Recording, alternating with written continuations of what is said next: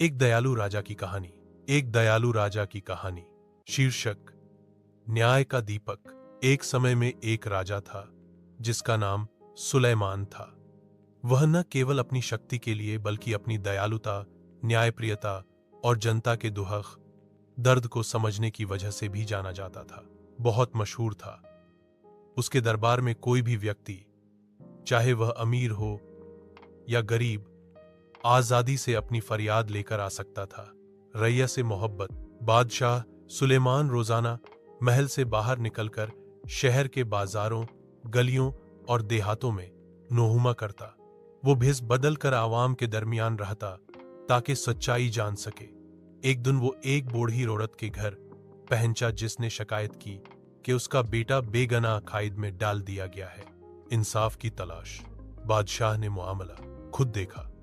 उसने कैद खाने जाकर उस नौजवान से बात की। नौजवान की बातों से साफ जाहिर था कि वह बेकसूर है। बादशाह ने अदालत बुलाई, गवाहों को सुना और जब देखा कि सिपाही ने गलत इल्जाम लगाकर कैद किया था, तो उस युवक को न केवल रिहा किया गया बल्कि सिपाही को सजा भी दी गई ताकि कोई भविष्य में किसी बेगुनाह के साथ अन्याय न करे। दयालुता का उदाहरण।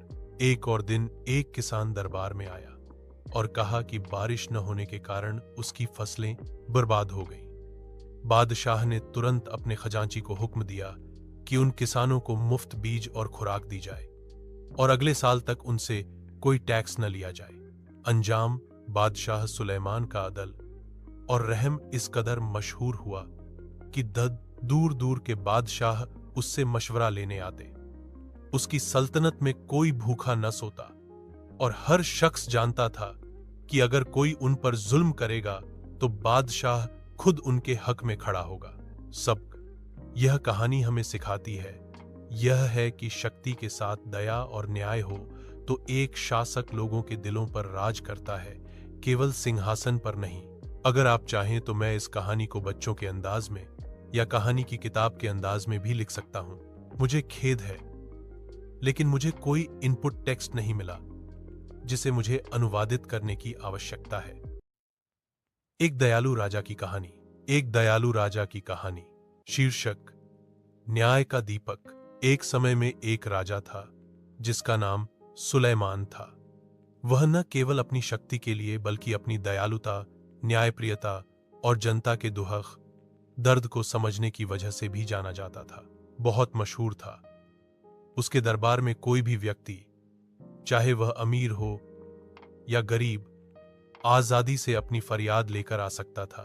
रैया से मोहब्बत। बादशाह सुलेमान रोजाना महल से बाहर निकलकर शहर के बाजारों, गलियों और देहातों में नोहुमा करता। वो भेष बदल कर आवाम के दरमियान रहता ताकि सच्चाई जान सके।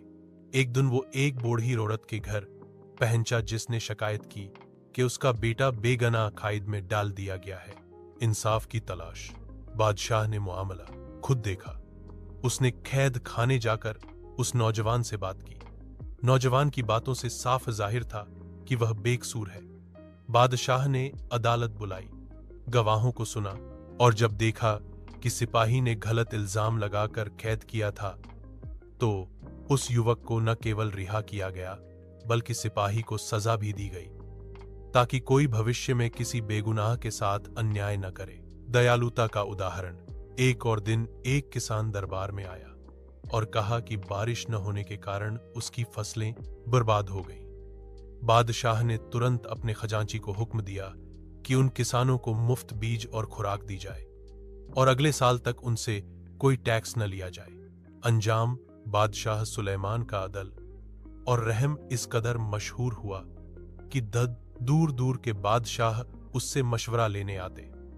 उसकी सल्तनत में कोई भूखा न सोता और हर शख्स जानता था कि अगर कोई उन पर जुल्म करेगा तो बादशाह खुद उनके हक में खड़ा होगा। सबक यह कहानी हमें सिखाती है यह है कि शक्ति के साथ दया और न्याय हो तो एक शासक लोगों के दिलों पर राज करता है, केवल सिंहासन पर नहीं। अगर आप चाहें तो मैं इस कहानी को बच्चों के अंदाज में या कहानी की किताब के अंदाज में भी लिख सकता हूं। मुझे खेद है, लेकिन मुझे कोई इनपुट टेक्स्ट नहीं मिला जिसे मुझे अनुवादित करने की आवश्यकता है।